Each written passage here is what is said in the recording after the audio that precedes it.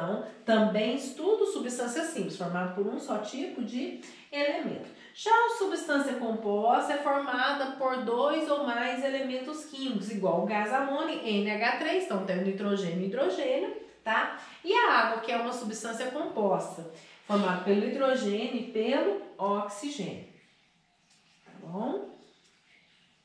Vamos lá. Então, a substância pura, um só tipo de molécula, quimicamente falando. Fisicamente, daqui a pouco a gente vai ver a diferença, né, com da mistura. A mistura, quimicamente falando, eu vou ter 2 ou mais moléculas misturadas. Então, o próprio nome já diz que vai ser uma mistura. Então, ela é formada por moléculas diferentes, né? Então, aqui, ó, eu tenho uma mistura aqui, ó, de água com sal. Então, tem lá as moléculas de água, tem a molécula do sal dissolvido, né, que ocorre ali a dissolução, olha lá, né, o cloro, né, porque ele ganhou ele ganhou elétron porque ele aumentou o tamanho, o sódio que perdeu o elétron, né, que ele é metal, ficou um tamanho menorzinho. Então, água com sal, então é uma mistura. Eu tenho moléculas de água, tenho os cristais de sal, tudo dissolvido ali, tá?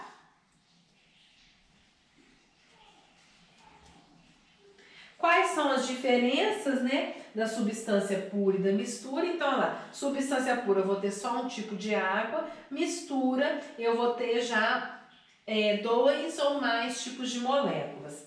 Substância pura aqui, ó, né, embora eu veja gelo e água, eu tenho a água só de água ali, formado só por moléculas de água, então é uma substância pura. Já aqui uma mistura água e óleo, né? Então a água é uma substância, o óleo é outra substância, então já é uma mistura, né? Então às vezes nas diferenças, principalmente quando chega a mistura em forma de solução, aquela que tem uma fase só, daqui a pouquinho a gente vai falar sobre isso, então eu posso confundir, não sei se a água é pura ou se ela é uma mistura. Então quando a gente fala a água substância pura, a gente chama dela de água destilada, que eu tenho só molécula de água ali, eu tirei tudo quanto é rio, destilei ela e tem só molécula de água ali, né? A água potável não é uma substância pura, é uma mistura. Eu tenho ali cloro, eu tenho flúor, embora eu não veja, né, macroscopicamente e nem microscopicamente, porque é uma solução, tá? Nem no ultramicroscópio a gente não consegue observar.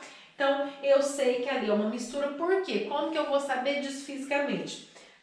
A curva de aquecimento, né, de uma água na parte da fusão e na parte de liquefação, na parte de vaporização, os patamares não são constantes. Da substância pura lá é tudo constante, lembrar lá do primeiro ano, tá bom? Então eu posso ter também aquelas misturas que tem um nominho especial que elas querem parecer uma substância pura, mas não são. Então aqui, ó, nesse caso aqui, ó, a temperatura de fusão que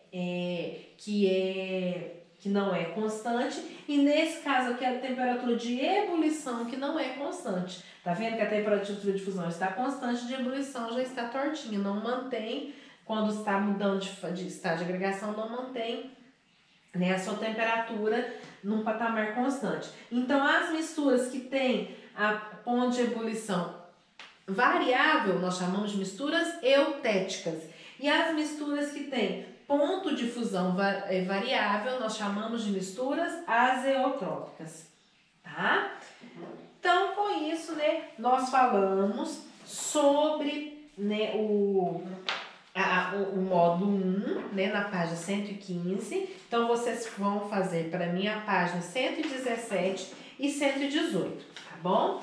Continuando aí no módulo 2, nós já vamos falar de alotropia. Então, o que é isso, alotropia? Ela é uma palavra grega que ela indica forma, que ela forma coisas novas, né? A partir de uma substância, ela está formando outra, né? Ela pode ser representada de outra forma, né? Na verdade, isso que é o significado de alotropia.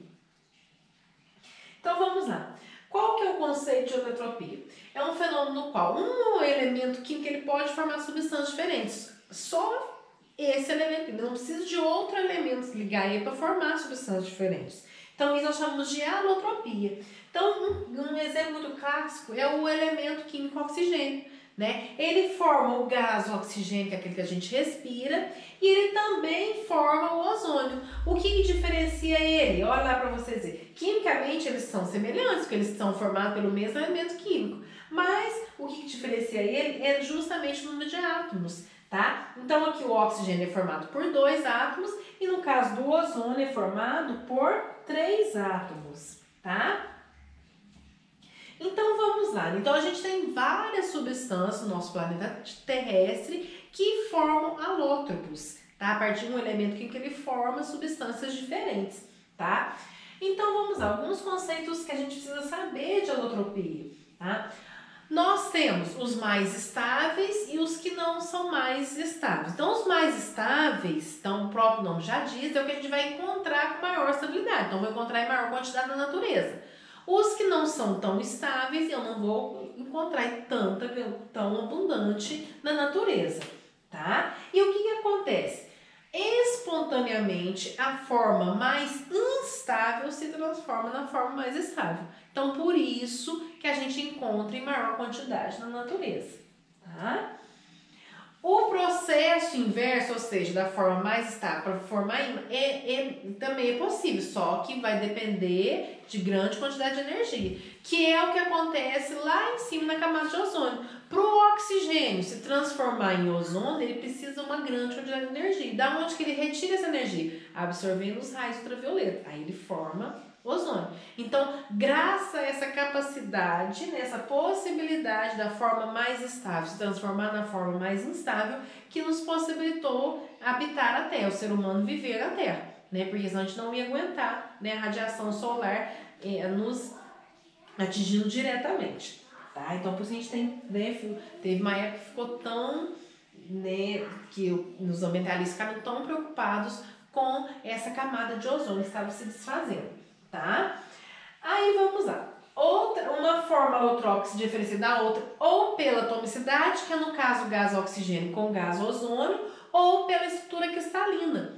Quem que vai representar? O grafite e o diamante, né? Você vê que o diamante tem uma estrutura toda, né, muito mais complexa, então ele é muito mais bonito do que o grafite. Mas ambos são alótropos, porque são formados pelo elemento carbono, tá? Então, eles apresentam propriedades químicas semelhantes, porque é formado pelo mesmo elemento químico, as ligações também são semelhantes, mas propriedades físicas diferentes. Você vê que fisicamente, você pegando um ou outro, ou vendo, fazendo, né, testes físicos, ponto de fusão, ponto de ebullição, você vai ver que é diferentes, né, que apresentam propriedades diferentes. Então, vamos lá. Alguns exemplos, então a gente tem aqui, né, um exemplo que eu trouxe foi do carbono, porque esse carbono aqui, né, o pessoal está trabalhando muito com ele, com os alótopos do carbono, viu? Principalmente os, né, do grafite, tá? Então eu trouxe ele porque é um elemento que está em alta na parte da saúde, né, na parte da medicina, na parte das engenharias, né, engenharia de construção, somente engenharia civil, tá? Por isso que eu trouxe ele. Então, lá, ó, você vê os alótropos do carbono. Então, eu tenho o diamante, olha lá a estrutura dele. Tem esse carbono desordenado, que a gente fala que é o, né, que é o carbono amorfo, sem forma. Tem o grafite, olha lá, a estrutura é totalmente diferente, né? A gente fala que a estrutura do diamante é uma estrutura cúbica. Você vê que até parece mesmo, né? Quando você tem aquele diamante lapidado todo cúbico. Tem o fulereno, que, né, foi encontrado